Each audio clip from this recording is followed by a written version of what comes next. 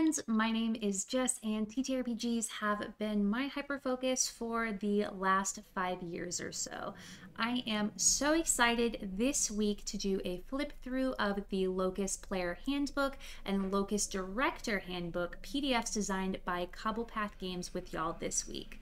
Before we get started, Locus is a game crafted entirely around horror and involves some mystery as well. It's a game about flawed characters exploring consequences and morality against a supernatural and monstrous danger.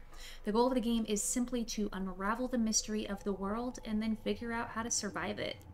So we're going to start with the player's guide of Locus, which covers what you can expect as a player, the rules, character creation, roleplay guidance, as well as certain mechanics within the game of Locus.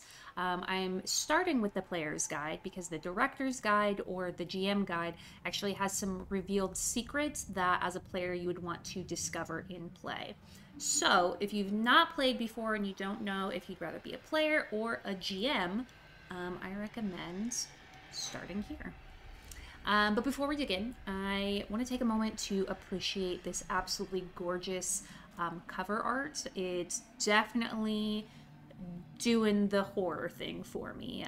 It kind of gives me like a sense of dread, and I think that is something that the creators of Locus are really trying to invoke, not only in the cover but also throughout the whole PDF. So I really appreciate that, as well as some of the art that they've included. The temptation, the apathy, the discord, the malice. I mean, just this whole page is giving me senses of horror. So I absolutely love that. There are 3 concepts that shape the game of Locus, and that's guilt, morality, as well as mystery. Every character has a secret that really weighs on them and makes them feel guilty from their past. Each character explores the concept of right versus wrong. Each character is also there to solve a mystery of what's going on and really how to survive this phenomena. I really enjoy this particular excerpt on page 4. In Locus, you're ordinary people, the unfortunate protagonists of a horror story. You've been thrust into a world of your own nightmare and must uncover the mysteries that surround you. Your characters are here because of who they are, so it's worthwhile really getting to know exactly who that is. I'll also note in the second section on page 4 in the what to expect, they talk about how the game is set up to mean psychological as well as supernatural stories like The Descent, which actually was the first movie that I can remember screaming in a theater for, which is kind of embarrassing when I go back and watch it now, but I'm going to blame the fact that I was 12 and probably should not have been watching it.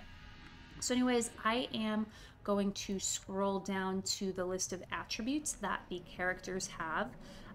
In Locus, all attributes that you have are negative, which means a higher score represents a lower level ability. So you really want 1s and 2s as opposed to 5s and 6 for your 8 different attributes.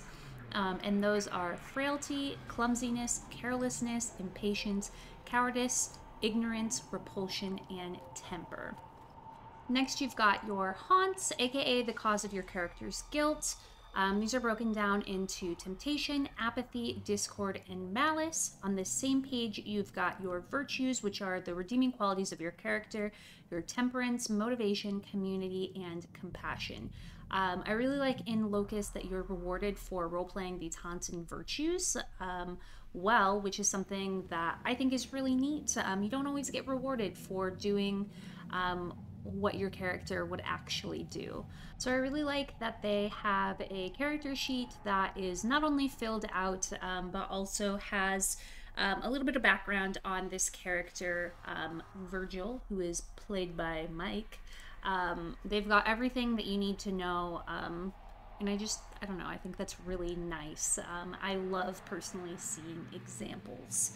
On to the next chapter, which is chapter 3, interacting with the world. I really like that they have some advice on role-playing some specific aspects in Locus, like your attitude and how it is connected to your character's haunt, stress, which when I think of horror games is just a big number one for me. I don't know, I'm constantly stressed in all of the horror games that I personally play.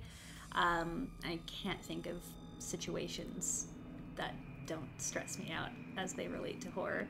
As well as your character's virtue and how it's their best part of themselves, but it's not the only part of themselves. And then madness and how it's not necessarily a mechanic in the game, but that you may descend into it. So I have not by far covered every single portion of the player's book for Locus, but I think that's the beauty of the game. Should you choose to get it for yourself, there's still a little bit of mystery left for you to learn. And with that being said, I'm actually going to ask one of my horror GM friends to see if they'd be interested in taking a peek at the director's book. So I'm not actually going to spoil this for myself. Because I think I'd like to learn them during gameplay. So there you have it, folks. That is my virtual flip through of the Locus Player's Guide. You can check it out as well as other Cobblepath games at cobblepathgames.co.uk. Thanks for hanging out.